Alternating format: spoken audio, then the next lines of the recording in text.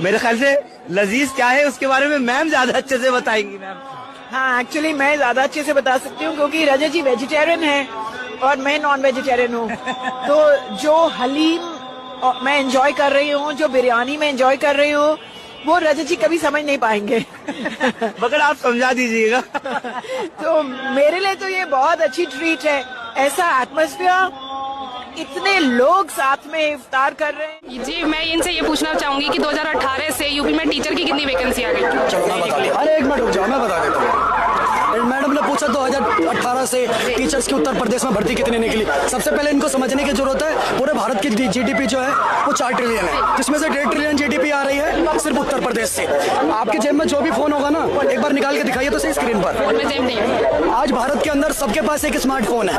आप, मैं कहता हूँ जितने भी दर्शक आपके चैनल के माध्यम से मुझे सुन पा रहे हैं, कहीं से भी आप ऑल ओवर इंडिया में कहीं से भी फोन खरीदो, फोन के डब्बे के पीछे देखना क्या लिखा हुआ है, मेक इन इंडिया, और कहाँ बना है, नोएडा के अंदर।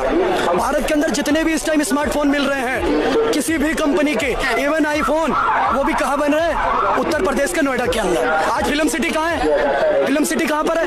उत्तर प्रदेश के नोएडा के अंदर। रेल कोच फैक्ट्रियाँ कहाँ है मैडम? Rail coach factory. आपको पता होगा AK-47 गन कहाँ बन रही है? आपको पता होगा। सुल्तानपुर। संडास दिखा तो मोदी, मोदी चाहिए, मोदी। ये क्या है? बवासीर एक आम समस्या है। यहाँ गांधी परिवार ने करा क्या है? हाँ बेटा, लगता है तुम गू खा के ही मानोगे। इस देश में जो आज हम खड़े हैं, क्यों खड़े हैं? मोदी। कोई बात नहीं, हम तो बस मोदी। हाँ, अमेरिका क्या कहता था, क्या हो तुम? आज हम कहते तू क्या है बे? हमें इन बच्चों के लिए हम पेड़, पानी और ये जो ग्लेशियर बचा रहे हैं। मैं तो कहता हूँ ग्लेशियर को पिघल जाने दीजिए, ये साले डूब के मर जाएंगे। तुम ये कह रहे हो महंगाई भाई, 15,000 का आटा होगा ना, हम तो भी ले लेंगे। 2,000 का आटा होगा, हम तब भी ले लेंगे। मोदी चाहिए। बाप की चड्डी फटी पड़ी है, घर में चूल्हे नहीं जल रहे, अब बेटा को लग मोदी मोदी मोदी मोदी मोदी चाहिए, मोदी। हमारे देश में कभी भी भ्रष्टाचार में पकड़े गए लोग या किसी को आरोप भी लगा तो लोग 100 कदम दूर रहते थे। आजकल तो भ्रष्ट लोगों को कंधे पर बिठा करके नाचने की फैशन हो गई है। इन बारिशों से दोस्ती अच्छी नहीं फराज, कच्चा तेरा मकान है, कुछ तो ख्याल। ट्रंप एक सनातन समर्थक, भारत और भारतीयता प्रेमी व्यक्तित्व है। जब से अमेरिका के राष्ट्रपति ट्रंप का उदय हुआ है, उन्होंने टेररिज्म का एक नया विश्व कीर्तिमान रच दिया है। पूरी दुनिया के गरीब और विकसित देशों को जिस तरह से वो डरा रहे, धमका रहे हैं, उन्होंने लोकतंत्र की मर्यादाओं की धज्जियां। केजरीवाल जी जेल गए तो आपने बोला कांग्रेस ने लड्डू बांटे, तो आप यही टैक्टिक्स का यूज करके क्या बार बार हमको मुद्दों से भटकाते रहेंगे? शाबाश बेटा। जैसे आपने वोट चोरी के मुद्दों से भटकाया, ये बिल लाके, और SIR के मुद्दे से भी भटका ही रहे हैं। वाह दीदी, वाह दीदी। क्योंकि यही टैक्टिक्स लग रहे हैं हमको। तो क्या भटका रहे हैं? असल मुद्दों से जनता को वोट भटका चोरी रहे हैं। की बात वो कर रहे हैं। बोल बोल। मैं कठोर शब्दों का प्रयोग नहीं करता हूं। जो वोट के लुटेरे थे, जिनके दौर में बिहार में वोट लूटे जाते थे, बूथ कैप्चरिंग होती थी, अच्छा, गोलियां चलती थी, हिंसा होती थी, हाँ बेटा, कट्टे चलते थे, बम फटते थे, और वही लोग उत्तर प्रदेश बिहार में क्या होता था क्या? और मैं याद दिलाना चाहता हूं, बाकी तो छोड़िए, राजीव गांधी जी का आखिरी चुनाव बच्चों को नहीं याद होगा, 1991, उनकी मृत्यु से पहले पोलिंग हो गई थी, उनके लिए बूथ कैप्चरिंग की गई थी। अच्छा। और जिसमें 21 लोगों पे नामजद FIR दर्ज हुई थी। अखिलेश सिंह जी को पता होगा, संजय सिंह के पेट में गोली लगी थी, उस समय चंद्रशेखर जी की पार्टी में थे, इस समय हमारी पार्टी में। क्या बात करने चाहते हैं? ये फंस गया सीएम। मेरा सवाल सुधांशु सर से है कि जब आपसे वोट चोरी के बारे में पूछा गया तो आपने कोई जस्टिफाई आंसर नहीं दिया यस और नो में। सही पकड़े हैं। आपने कहा कि कांग्रेस ने भी तो वोट चोरी की थी। इसका मतलब ये तो नहीं होता ना कि किसी चोर ने 10 रुपए की चोरी की और किसी ने 100 रुपए की चोरी की, तो कि मैंने छोटी चोरी की है और इसने 100 रुपए की चोरी की है तो इस पे इल्जाम लगना चाहिए, मुझ पे नहीं लगना चाहिए। और सर मैं एक बात और कहना चाहूंगा कि कोई भी पार्टी देश से बड़ी नहीं होती है। बात तो सही है कि आप अपना इल्जाम किसी और पार्टी पे नहीं डाल सकते कि उसने भी तो ये किया था कि मैं कर रहा हूं तो ये गलत नहीं है, मैंने कम किया है। शाबाश बेटा। मैं चैलेंज करके पूछ रहा हूं, मैंने कब कहा कि इन्होंने किया और हमने सही किया है? बताइए। कम से कम स्वीकार लो, आप भी साथ दो।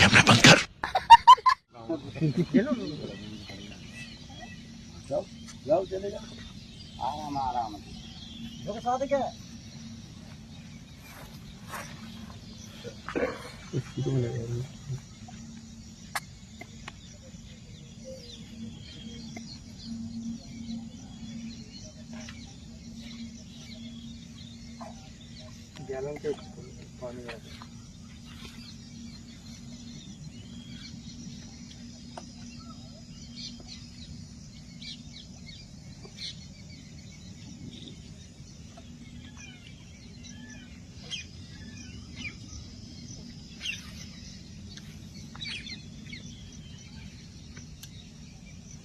पानी की गहराई 15-16 फुट पानी है। ज्यादा बैठे हो।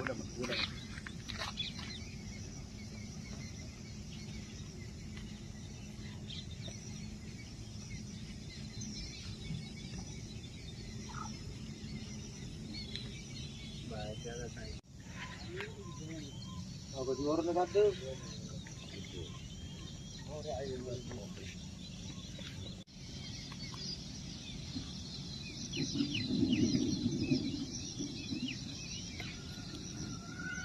हरिओम। क्या समस्या है यहाँ की? समस्या ये नदी से सबसे ज्यादा परेशानी है यहाँ पर। ये नदी में बच्चे खड़ने निकलते हैं इधर उधर से। मोदी जी ने जब से शपथ ली तब से 3 बड़े हमले हुए। पहला हमला उरी में हुआ, दूसरा हमला पुलवामा में हुआ और तीसरा हमला अभी अभी ने जनता को बताया कि हम तो ऑल्टो में चलेंगे, हमको वीआईपी बंगला, वीआईपी गाड़ी, वीआईपी ये सब ड्रामा नहीं चाहिए, हम तो आम आदमी पार्टी, आम आदमी के नेता रहेंगे। बात तो सही है। और फिर आप गिनवाते हैं बार बार कि पीएम का इतना खर्च हुआ, सेंट्रल विस्टा में इतना खर्च हुआ। अभी पता चलेगा। देखिए, पहली बात तो राजनीति में दोहरा मापदंड नहीं होना चाहिए। आपको हमारा सब कुछ जानने का हक है। आप कह रहे हैं, आप जानिए ना, कहाँ मना कर रहे हैं आप? दलाल। लेकिन मुझे वो किताब दिखाइए जहाँ पे लिखा था गर्दा उड़ेगा भैया कि 35 साल तक भिक्षा मांगने वाले प्रधानमंत्री जो अवतार हैं, वो 8,400 करोड़ की गाड़ी में, जहाज में चलेंगे। 12-12 करोड़ के 6 गाड़ियों का काफिला उनके साथ चलेगा। ये तो लेटेस्ट न्यूज है। कहा उन्होंने कहा था कि हम दिन भर में 3 सूट बदलेंगे, फैशन डिजाइनरों को फेल करके 10-10 लाख का सूट पहन के घूमेंगे, लाखों की घड़ी लगाएंगे, लाखों की पेन इस्तेमाल करेंगे। अरे बाप रे, ये तो धोती खोल रहा है। राजनीति में वो भी है, राजनीति में केजरीवाल भी है। तो केजरीवाल के बारे में चर्चा होनी चाहिए, मोदी जी के बारे में नहीं होनी चाहिए। ये दोहरा मापदंड क्यों है? आग लगा दी, आग लगा दी, आग लगा दी। मान्यवर सुधांशु जी, मैं आपको याद दिलाना चाहूंगा, हम लोग गए थे गुजरात में चुनाव लड़ने के लिए, जहां 27 वर्षों से आपकी सरकार है। अभी मजा आएगा ना भिड़ो। तो प्रधानमंत्री को आर्टिफिशियल स्कूल तैयार करना पड़ा था अपनी फोटो खिंचवाने के लिए। मोदी जी, आपको शर्म नहीं आती? एक सरकारी स्कूल गुजरात में नहीं था जहां पे प्रधानमंत्री जाके एक दावा कर सके कि हाँ, ये सरकारी स्कूल बहुत बेहतरीन है, गुजरात में हमने बनाया, देखो। शर्म की बात। और आप ही की सरकार ने जब बेहतरीन सरकारी स्कूल दिखाने की बात आई तो अमेरिका के राष्ट्रपति ट्रंप की पत्नी को हिंदुस्तान में दिल्ली के अंदर अरविंद केजरीवाल के द्वारा, सिसोदिया के द्वारा बनाए गए स्कूल को दिखाना पड़ा। खत्म गया।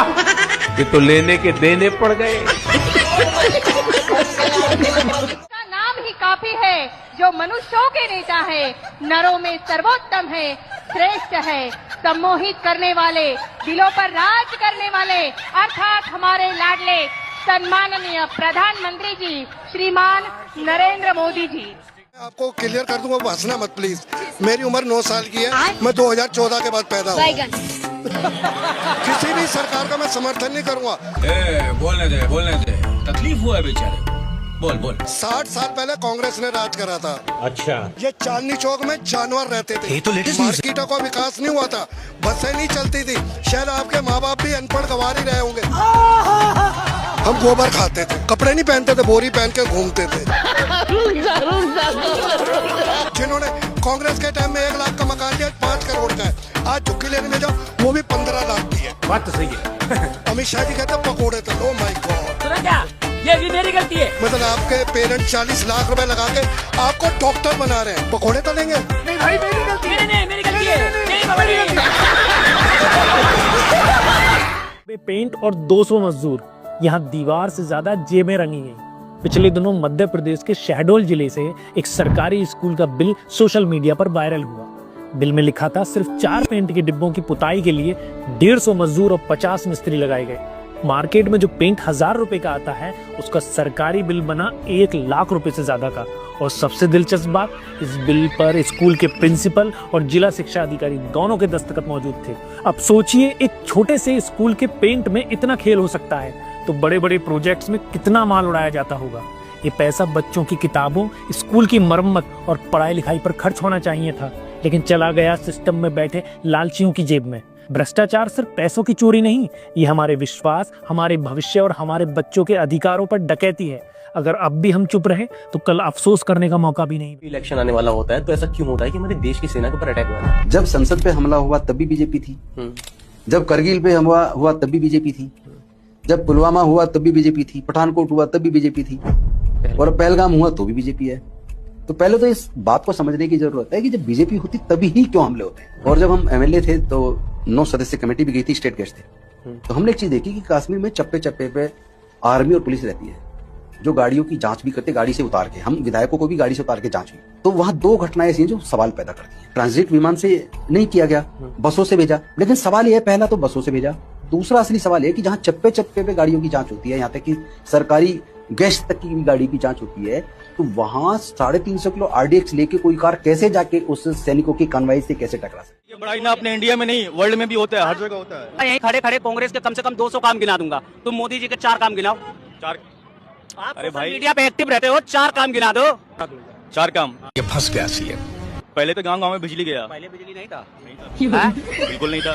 कंप्यूटर कब आया देश में? पता नहीं कब आया। तो फिर जब तुम्हें ज्ञान ही नहीं है तो बोलते क्यों? पूछ रहा हूँ क्या किया? ठीक है, कांग्रेस के काम गिनाओ 200। अरे भैया ये 200 बोल रहे हैं, आप 4 तो पहले गिनाओ। ये 200 क्या हारोगे बोलो? तुम 4 गिना दो, तुम जो कहो मैं हार जाऊंगा, बोलो क्या हारोगे? चैलेंज कर रहा हूँ तुम्हें। क्या क्वालिफिकेशन है तुम्हारी? सोशल मीडिया पे एक्टिव रहते हो ना तुम, क्या क्वालिफिकेशन है? तुम भाई 4 काम बोल रहे हो ना, अभी पता नहीं क्यों थोड़ा मैं गिना नहीं पा रहा हूँ।